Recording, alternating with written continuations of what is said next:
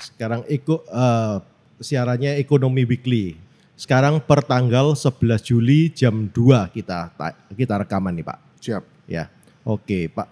Yang menjadi masalah selalu dari sebulan ini kan kelihatannya masalah inflasi ya Pak, yang menghantui seluruh dunia ya, bukan cuma Indonesia ya. Betul, ya. Dunia ya, apalagi Indonesia. Ini bisa muncul inflasi ini karena apa Pak? Yang ditakut ini kenapa sih sebetulnya? Jadi kalau kita bicara ke parameter utama yang seluruh dunia melihat Pak Teguh, itu adalah di Amerika. Amerika selalu menjadi pusat perhatian untuk bicara perekonomian. Oke. Kalau kita lihat kemarin hari Jumat itu ada data bulanan ketenaga kerjaan Amerika. Nah. Di slide pertama. Oke. Jadi Pak Produser bisa tampilkan data ini ketenaga kerjaannya ya. Ada 3 data penting yang kemarin keluar. Yang pertama adalah average hourly earning, itu tingkat pengupahan rata-rata per jam. Kemudian non-farm employment change, jumlah pertambahan lowongan pekerjaan di luar industri dan pertanian. Oke. Terus kemudian ditambah dengan tingkat pengangguran, unemployment rate. Ini ya? Ya, 3, betul. Ya. Perasaan memang dari beberapa tahun memang ada kenaikan segini atau stabil Pak? Untuk unemployment rate ini sekarang sudah menurun dibandingkan dengan pada waktu awal pandemi. Awal pandemi itu sangat tinggi dan nanti ada kaitannya dengan unemployment claims, data mingguan Amerika. Ya. Jadi kalau kita ngeliat kemarin, hari Jumat itu pertambahan data pertambahan lowongan pekerjaan itu bagus, 372K. Itu lowongan pekerjaan itu dalam arti apa? Orang mencari kerja atau yang dibuka ada orang bisa masuk kerja? Lowongan yang bisa jumlah pertambahan pekerjaan yang tersedia selama bulan lalu. Karena ini data bulanan. Yang mana ini? Yang nomor 2 ya, 372K itu bulan Juni kemarin itu di Amerika Serikat pertambahannya 372.000. Berarti banyak dong? Bagus, ya, bagus. Karena itu makanya pada waktu itu kemarin kita lihat bahwa grafiknya adalah naik. Indeks dolarnya pada waktu data ini keluar rilis, dia naik. Oh ini ada Pak di slide kan ya? Enggak ada ini barusan aja lihat. Oh jadi kita, naik ya, oke. Data 15 menitan ini indeks dolar naik, menguat. Kalau indeks dolar menguat berarti semua mata uang melemah dong? Melemah, tetapi terus kemudian perlahan-lahan dia turun kembali. Apa masalahnya? Masalahnya ada di ketakutan akan hantu yang harusnya kita takuti bersama, yaitu inflasi.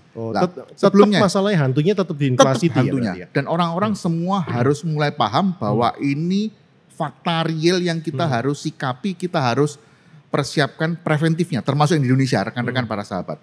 Terus kemudian terkait yang kedua adalah di slide kedua, data mingguan unemployment claims.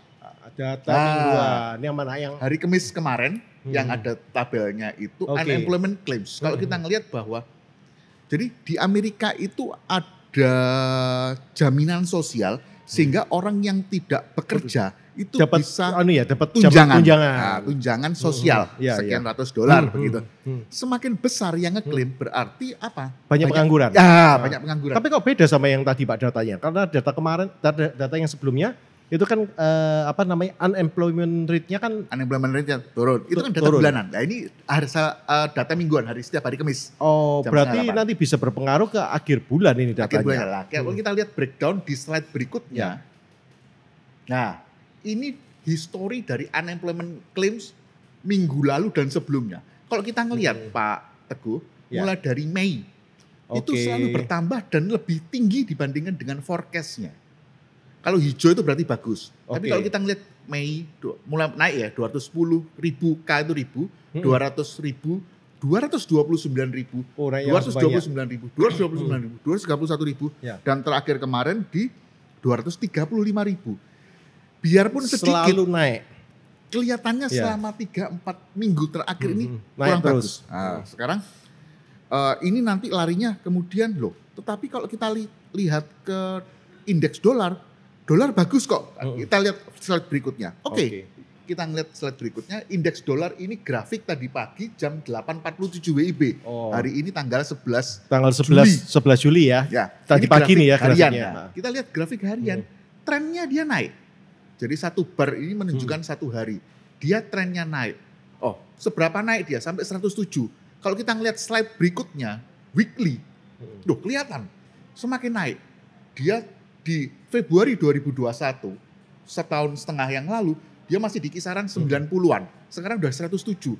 Kalau kita coba tarik lagi, press lagi ke monthly, bulanan, slide berikutnya. Wow, ini data yang sempat saya lihat sampai tahun 2008, ya 2008 ini paling jedok. Itu dia tertinggi. Kalau nggak salah sekitar 2004, 2003, itu baru ada yang lebih tinggi dari 107. Jadi apakah ini baik buat Amerika? Enggak juga. Karena apa?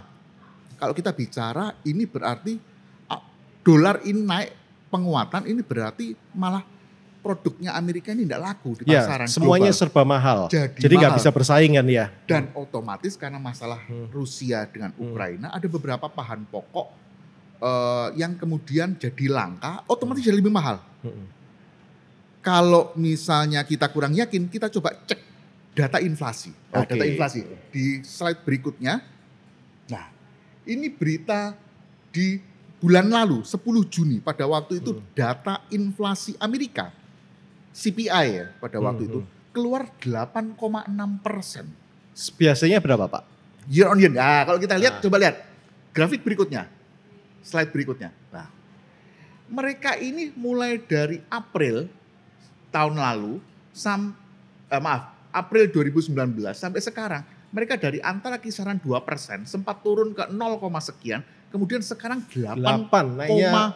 Naiknya berarti cukup Tinggi banyak sekali. ya. Cepat ya berarti naiknya. Jadi inflasi itu harga barang naik dan sekaligus mata uangnya melemah. Maksudnya untuk harga barang yang sama, misalnya secangkir kopi yang dulunya di sana cuma sekitar $1, sekarang bisa $1,5. Karena berarti ada kenaikan. Betul. Jadi ini yang jadi lebih mahal. Ini Amerika. Data yang nanti kita perlu perhatikan minggu ini nanti, hari Rabu tanggal 13 Juli, itu jam 19.30 ada data lagi. Karena data inflasi ini bulanan. Iya. Nah, data inflasi bulanan. Prediksinya juga naik lagi. Jadi ini data Amerika. Sekarang kalau kita bicara Inggris. Inggris pun sama. Kalau dari Amerika kemarin 8,6% itu adalah data tertinggi sejak Desember tahun 81 Pak. 41 tahun. Ngeri kan? Ngeri. Terus kemudian kalau kita bicara Inggris pun ini kemarin data di 22 Juni. Sama juga data bulanan. Year on year-nya dia 9,1%. Berarti lebih tinggi dari Amerika ya Pak ya? Tertinggi juga sejak 40 tahun. Data berikutnya itu nanti minggu ketiga, Rabu tanggal 20 Juli jam 3 siang. Kalau kita ngelihat sejarahnya di slide berikutnya,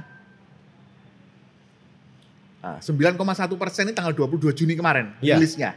Kalau kita ngelihat historinya di slide berikutnya, jadi mulai 2021, 1 tahun 3 bulan yang lalu, dia masih 0,4, meranjak naik.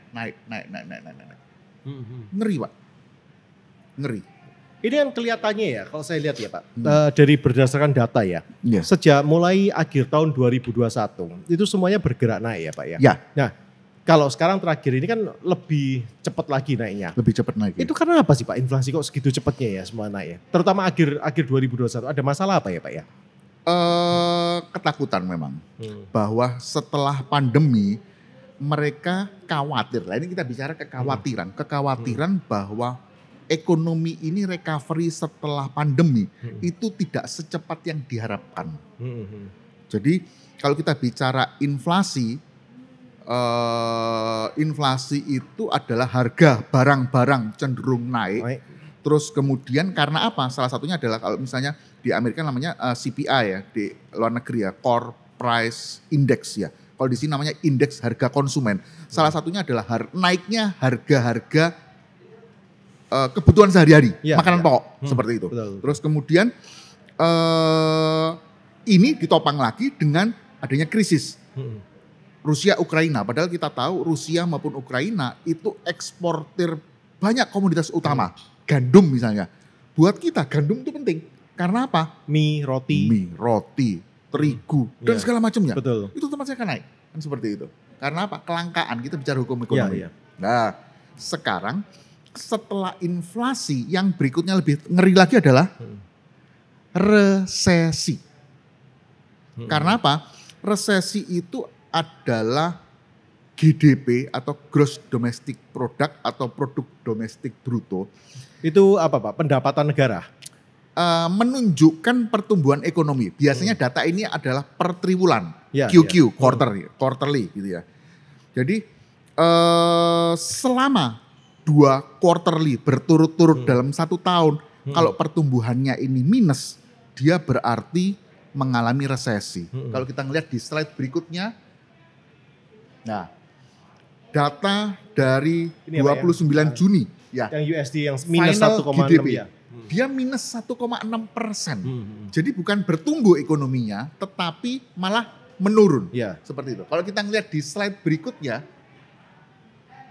nah, jadi dari triwulan pertama kemarin, 30 Maret ini berarti data Q4 2021 ya. Ya. Oktober sampai dengan Desember 2021 masih ada pertumbuhan 6,9%. Biarpun lebih rendah dari ekspektasi. Ya. Tetapi yang saat ini kemarin adalah minus 1,6%. Dari forecast-nya harusnya minus 7. Ya. Jadi kalau misalnya akhir Juni, akhir September nanti 3 bulan lagi. Minus lagi Amerika resesi. Nah sekarang kita bicara efek domino Pak Teguh. Tidak ada negara yang bisa melepaskan keterkaitan dengan negara yang lain. Sehebat apapun dia. Amerika, Tiongkok, Jepang, negara-negara maju, Uni Eropa, itu semua punya utang. Dan mereka saling terkait. Makanya ada efek domino.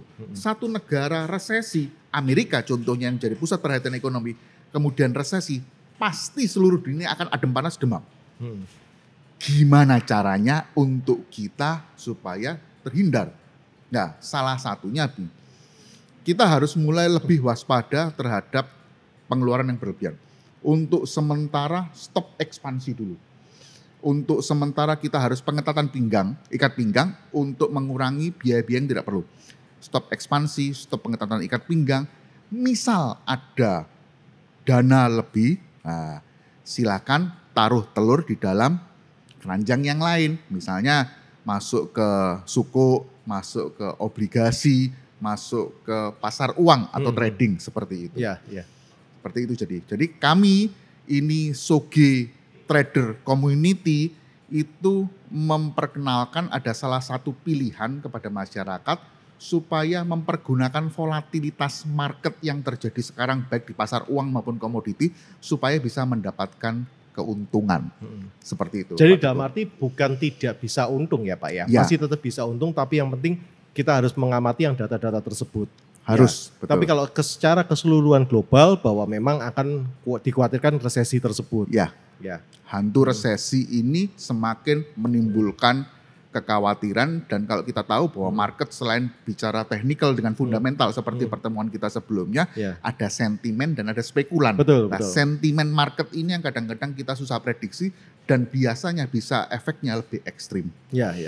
Untuk menghubungi kami bila ingin berdiskusi untuk masalahnya, bisa menghubungi kami di Soge Trader Community. Kami sebagai introducer, broker atau IB. Oke Pak, sebentar Pak. Ini sebelum penutupan ini ya. Tadi kan Bapak menjelaskan ya. Berarti yang terpenting nanti pada waktu orang kalau trading ya, berarti kita harus mempersiapkan di hari Rabu tersebut ya Pak ya? Ya. Sebelum hari Rabu. Sebelum data inflasi keluar. Data inflasi itu Amerika. Yang bisa kemungkinan besar yang ada pergerakan yang cukup tinggi di mata uang. Data itu data high impact dan pasti bisa menimbulkan pergerakan range pergerakan yang cukup besar sehingga kita bisa mendapatkan opportunity di situ untuk menambahkan dana kita. Oke. Jadi bukan dalam arti tidak kita masih bisa tetap untung. Yang penting diperhatikan data di hari Rabu tersebut. Hari Rabu, betul. Jadi kita bisa tradingnya nanti pokoknya Selasa ini mulai kita prepare semua. Betul, untuk Selasa prepare semua. Jadi yang terpenting cuma Rabu aja Pak? Ya, untuk sementara ini. Segala macam belum ada Masih belum ada. Oke. Untuk minggu ini. Oke Pak. Terima kasih banyak. Kalau teman-teman ada yang perlu pertanyaan bisa menghubungi langsung Pak David Hardy. Nanti juga ada di description kami ya. Silakan untuk konsultasi untuk masalah trading tersebut. Oke, nantikan tayangan kami kembali di Weekly Ekonomi setiap hari Senin. See you.